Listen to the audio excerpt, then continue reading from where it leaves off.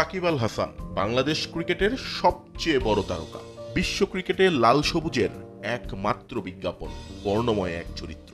Career জুড়ে আলোচনা সমালোচনা তার নিত্য সঙ্গী। মাঠের খেলায় তিনি যতটা অপ্রতিরোধ্য, ঠিক ততটাই যেন মাঠের বাইরে।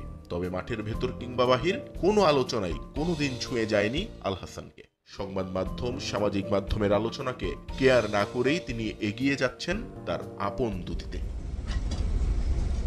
ক্যারিয়ারের নবম এবং তর্ক সাপেক্ষে নিজের শেষ টি-20 বিশ্বকাপ খেলতে সাকিব এখন যুক্তরাষ্ট্রের হোস্টনে। পুরো দল সেখানে হিসেব মেলাচ্ছে কিভাবে ছাড়িয়ে যাওয়া যায় নিজেদের অতীত পারফরমেন্সকে। সকল বিভক্তি ভুলে সবাই এক হয়েছে লাল সবুজের পতাকা তলে। কিন্তু এর মাঝেও একজন হিসেব কষছেন অনেক ব্যক্তিগত পাওয়া না পাওয়ার।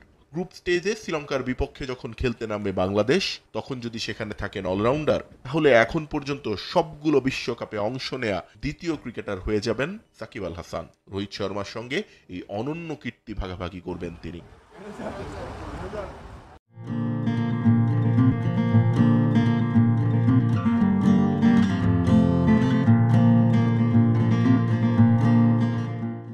শুধু এই অংশগ্রহণ কখনোই মুখ্য ছিল না সাকিবের কাছে। আজীবন তিনি পারফর্মার, যার প্রমাণ দিয়ে গেছেন প্রতিটি আসরে। টি-20 বিশ্বকাপে বল হাতে সাকিবের চেয়ে বেশি সফলতা দেখেননি আর কোনো বোলার। 47 উইকেট নিয়ে তিনি বসে আছেন সবার উপরে। সেখানে দ্বিতীয় নামটা শহীদ খান আফ্রিদির। পরের জায়গাগুলো একে একে দখলে রেখেছেন লাসিথ মালিঙ্গা, সাইদ আজমল, অজন্তা মেন্ডিস এবং ওমর গুল। কিন্তু তারা প্রত্যেকেই খেলা ছেড়েছেন বহু আগে। তাই সাকিবের এই রেকর্ড আপাতত ভেঙে ফেলবেন এমন কেউ নেই আশেপাশে।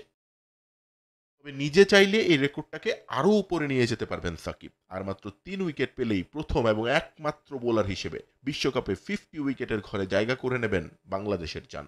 আর তার যা ফর্ম, তাতে তা অসম্ভব কিছু নয়। গ্রুপ পর্বে বাংলাদেশ খেলবে 4টি ম্যাচ, শ্রীলঙ্কা, দক্ষিণ আফ্রিকা, নেপাল এবং আয়ারল্যান্ডের বিপক্ষে। সেই ম্যাচগুলোতে 3 উইকেট না পাওয়ার কোনো কারণ আছে বলে মনেই হয় না। ব্যাট হাতেও একটা রেকর্ড হাতছানি দিচ্ছে সাকিবকে, তবে সেটা একটু কঠিন। যদিও সাকিবের অভিধানে এই কঠিন শব্দটা আছে কিনা তা নিয়ে সন্দেহ। আর 258 রান হলেই বিশ্বকাপে 1000 রান হবে সাকিবের। তবে তার জন্য অবশ্যই দলকে পার করতে হবে গ্রুপ স্টেজের বাধা, সঙ্গে পার করতে হবে নিজের অতীতকেও। কারণ এর আগে কোনো আসরে এত রান পাননি তিনি। 2014 সালে সর্বোচ্চ রান এসেছিল তার ব্যাট থেকে 186। এবার অপেক্ষা, সাকিব কি পারবেন নিজেকে ছাড়িয়ে যেতে?